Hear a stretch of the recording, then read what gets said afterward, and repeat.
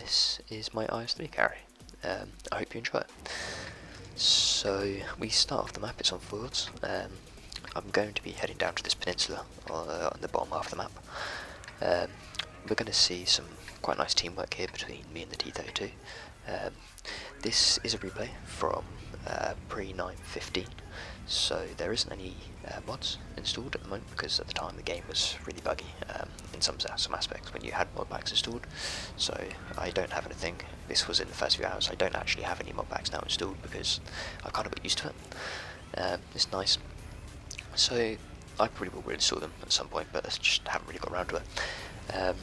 As I saw, I haven't really released a video for quite a long time. That's because I'm actually studying at the moment, so I'm just kind of making sure I get that stuff done. It's kind of taken over for a little bit, but I'm now free to do more videos, so expect a lot more World of Tanks coming out, maybe some War Thunder. I'm not too sure, maybe might try and do some other sort of videos, it depends, we'll see what happens.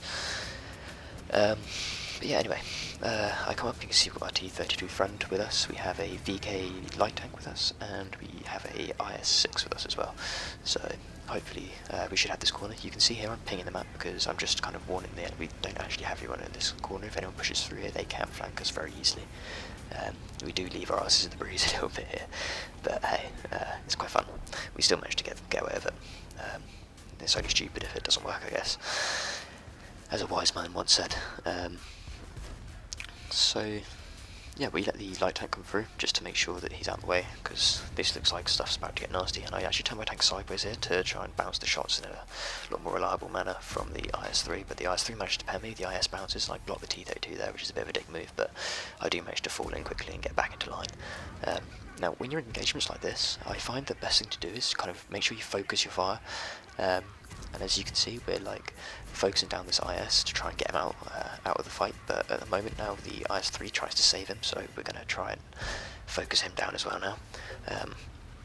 I switch fire to the lower plate on the IS-3, which is not very well angled. I'm trying to keep mine hidden behind the T-32, which means that he can only hit my superstructure, my tank, and I can hit his lower plate like that and punish him for it. Now you can see us all running backwards here just to try and get away from this IS-3 and get more time on our reloads.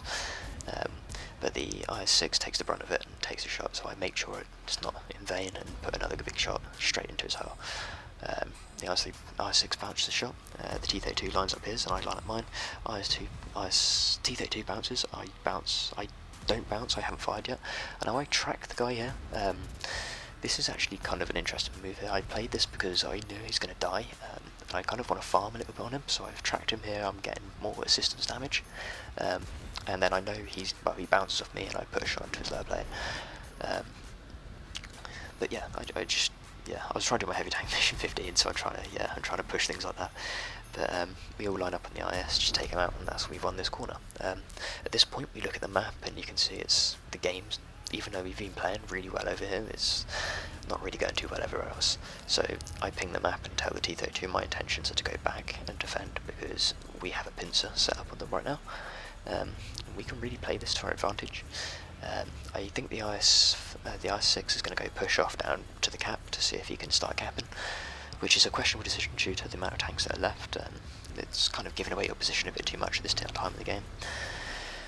So we come onto the corner. Now the corner here, we're trying to just sort of assess where everyone is in the town, what's going on, and yeah, you can see I'm just trying to line up shots. I decide now is the best time to push, because if we leave it any longer, we're losing now by quite a lot, and they could push out onto the peninsula and get shots into us. So I decide to take the hell of leather, get out of there, and come down to the town. Now I spot a church on this corner. Now I think this possibly could be the best way to side scrape from this tank. You'll see in a second. I just look in front of me to check. Now I just put a shot in there. I know he bounced, and I set up the side scrape, and you can see I adjust it a little bit and bounce every shot he fires. But yeah, I did actually do my heavy tank 15 in this, just to put it out there, so this is quite a nice game for me. I think I ended up doing about 5,000 damage in total.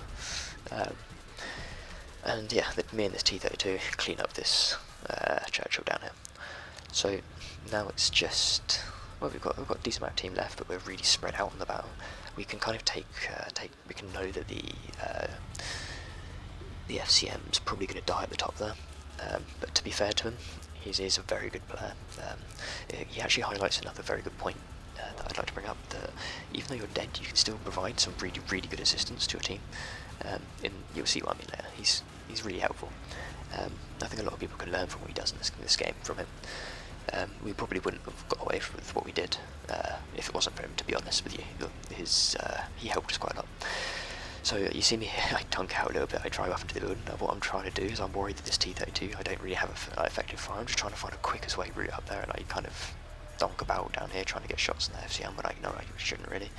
I see the T-32 starts taking fire, and that's probably, to be honest, that's my fault, because I should be up there with him. So I put the held leather again and just go. I need to get up here with him and support him now, because he's now surrounded by 3 tanks.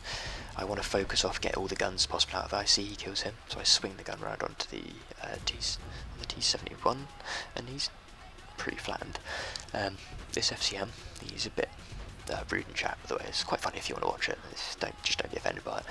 But yeah, so I proceed to engage him. I'm not angled at all here, but I'm kind of hold down. You'll see if I zoom in, and I know I've got really good. I didn't realise how good this was to defend from here. But I kind of know the weaknesses and stuff from here from playing this bit. So I don't really know where that shot went. I guess I bounced off the FCM as he rages in chat. And he actually pulls a bit of a stupid move that he probably wouldn't have played if he wasn't raging and typing, which he reverses up the slope and basically just gives me the kill.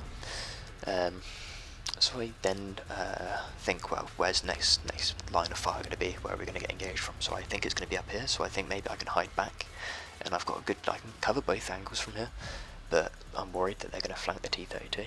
So I push up and basically try and light up people there, because they're going to come from there quicker as it's downhill for them. You can see the shots really raining in. I need to, as they're shooting, that's probably blind, so, or at the T-32, because I haven't been spotted yet. So I can probably presume that it's not, do you know what I mean, it's someone up there. Now, there we go. We have the CDC firing at us. I try and blind fire kind of thing, not blind fire, but like just try and shoot at the location, and misses obviously. I am all aimed onto him. I think he's hiding behind the corner up there, and it went straight into the corner. So I decide that the M6 is the next person that just needs to get rid of him. I can probably put a high roll and kill him, but nope. World of Tanks says no, and I leave him with 4 hit points. So the T-32 puts a shot in and finishes him off. Now I know the CDC is still up there, but this is a point where the FCM, which is really, really helpful, starts pinging the map like mad, saying that he's basically coming from down here. So I think, okay, right, I'm going to come around and support, which ends up being probably one of the best decisions. And we see the Borzig comes around the corner. The T-32 puts a beefy shot in, I put a beefy shot into him as well, and he bounces off the T-32. The T-32 comes forwards, puts another shot into him, and I'm lining up. This is risk here, to be honest, but I'm quite well angled for it because of the hill. He's probably not going to hit, and he doesn't. And yeah, now I was going to go back up here because I'm expecting the CDC. He's probably down. He's quite a fast mobile tank. He's probably up on that ridge line again. He looked like he was abusing the spotting mechanics earlier, so we know that he's a decent-ish player. But then the FCM again starts pinging the map, and I see we have a Mutz down here hiding. I put in a beefy shot and try and go in for a ram kill here, but the CDC spots it and actually tracks me, which is fair play to him. That's a damn good shot by Repair, and yeah, honor kill, and yeah, sorry, had to be a ram kill there. So I have the HE loaded here because I know I can pen the CDC with the HE,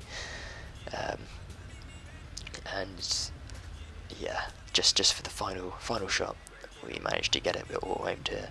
I pull back, so I know he's probably reloaded at the moment. And I just think, fuck it, I've got the health. Push forwards and ammo racked, and you can just see his rack burn in the distance, which is always nice. So anyway, so I hope you enjoyed the video. Yes, if you did, you rate, comment, subscribe, and I'll catch you in a bit. Take it easy.